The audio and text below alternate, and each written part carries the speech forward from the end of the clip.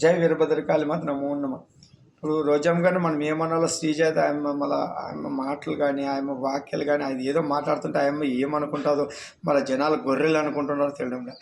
రోజు పిట్టలలో లేచిపోతున్నారంట మనుషులు ఆరోగ్యశ్రీ లేక. తర్వాత రోజు జనాలు ఇబ్బంది పడుతున్నారంట. 16 నెలల నుంచి నరకయాతన అనుభవిస్తున్నారంట. అరే నైనా జనాలు ప్రశాంతంగా ఉన్నారు. గూగుల్ కంపెనీ వస్తున్నది, అన్ని పోలవరం పనులు జరుగుతుంటాయి, అమరావతి ముందుకు పోతుంటుంది, సంక్షేమాలు అందుతుంటాయి.